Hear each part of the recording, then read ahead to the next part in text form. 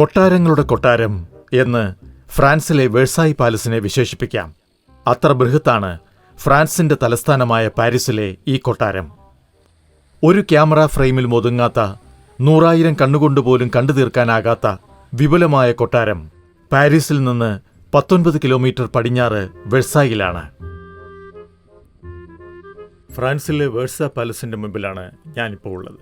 ഒരുപാട് രാജാധികാരങ്ങൾ വരികയും പോവുകയും ചെയ്ത ഫ്രഞ്ച് ചരിത്രവുമായി ബന്ധപ്പെട്ട ഏറ്റവും പ്രധാനപ്പെട്ട ഒരു കൊട്ടാരമാണിത്. വലിയ കൊട്ടാരമാണിത്.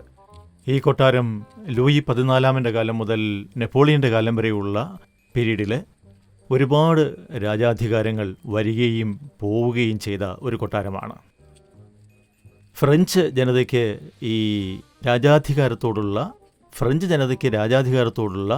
ഏറ്റവും വലിയ പ്രക്ഷോഭം നടന്ന ഒരു കൊട്ടാരമാണിത്. അതിവിശാലമായ വെഴ്സായി കൊട്ടാരവും പാർക്കും പൂന്തോട്ടവും 1.5 കോടിയോളം ആളുകളാണ് ഒരു വർഷം സന്ദർശിക്കുന്നത്. യൂറോപ്പിലെ ലോകോത്തര കലാകാരന്മാരുടെ പല തലമുറകളുടെ കരവിരുതാണ് നാം ഇന്ന് കാണുന്ന വെഴ്സായി പാലസ്.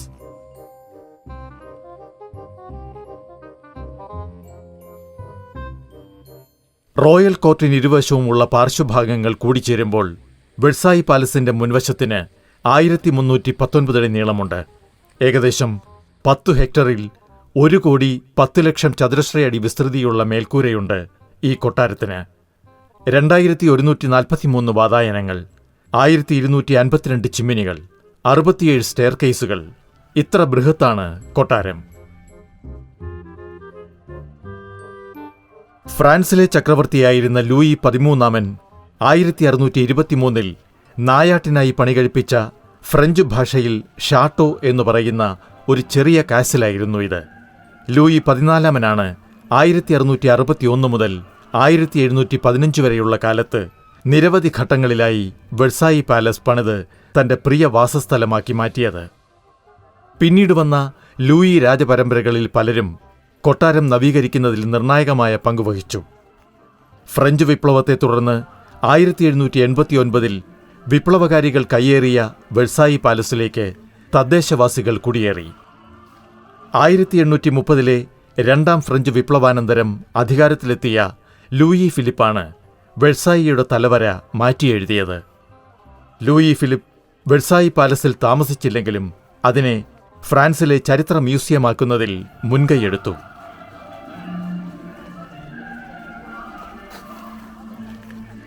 കൊട്ടാരത്തിന്റെ മധ്യഭാഗത്തുള്ള പ്ലസ് ദ ആമ പ്രശസ്തമായ അവന്യൂ ദ പാരീസിന് അഭിമുഖമായാണ്.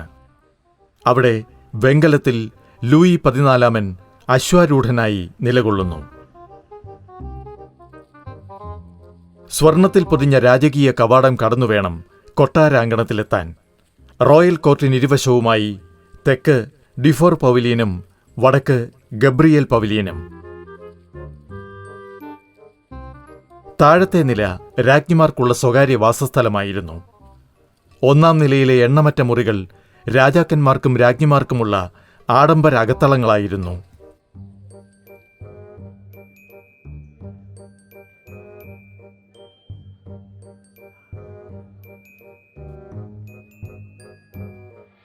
ഹാൾ ഓഫ് മിറേഴ്സാണ് വെഴ്സായി പാലസിലെ ഏറ്റവും പ്രശസ്തമായ ഇടം. 230 അടി നീളത്തിൽ 1678-89 കാലഘട്ടത്തിൽ പണിത കമനീയമായ ദർപ്പണശാല പുറത്തെ പൂന്തോട്ടത്തിലേക്ക് തുറക്കുന്ന 17 വാതായനങ്ങൾക്കഭിമുഖമായി അത്ര തന്നെ കമാനാകൃതിയിലുള്ള കണ്ണാടി കൊണ്ട് അലങ്കരിച്ചിരിക്കുന്നു. വടക്കേ കൊട്ടാരക്കെട്ടിലാണ് പാലസ് ചാപ്പൽ. 1789 വരെ ഇവിടെ നിത്യകുർബാനയും രാജകീയ വിവാഹങ്ങളും മാമോദിസയും നടന്നിരുന്നു. വെഴ്സായി പാലസിലെ ഓരോ ഇടവും അതികൃത്യതയോടെ സൂക്ഷ്മമായി രൂപകൽപ്പന ചെയ്ത് അലങ്കരിച്ചിരിക്കുന്നു.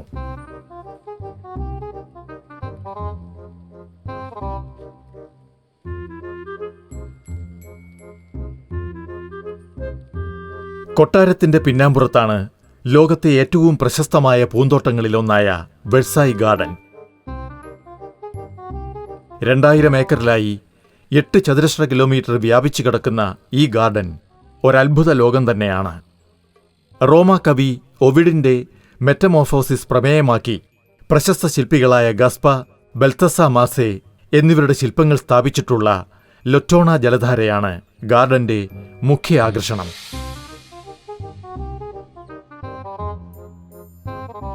പച്ചപ്പുൽ പരവതാനി വിരിച്ച ഇരുവശവും വൃക്ഷങ്ങൾ കാവൽ നിൽക്കുന്ന രാജകീയ പാതയ്ക്ക് 1.5 കിലോമീറ്ററിലധികം നീളമുണ്ട്. പാത അവസാനിക്കുന്നത് വർണ്ണശബളമായ അപ്പോളോ ജലധാരയിലാണ്.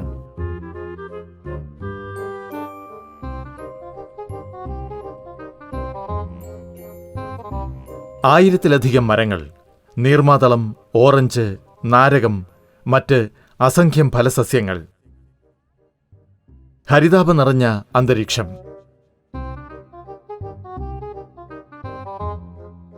ഒരു ദിവസം വേണം വെർസായി പാലസ് പൂർണ്ണമായി കണ്ടു തീർക്കാൻ. രാവിലെ 8 മുതൽ വൈകിട്ട് 6:30 വരെ സന്ദർശക സമയമുണ്ട്. ടിക്കറ്റുകൾ ഓൺലൈനിൽ സന്ദർശക സമയം മുൻകൂർ നിശ്ചയിച്ച് ബുക്ക് ചെയ്താൽ നീണ്ട ക്യൂ ഒഴിവാക്കാം.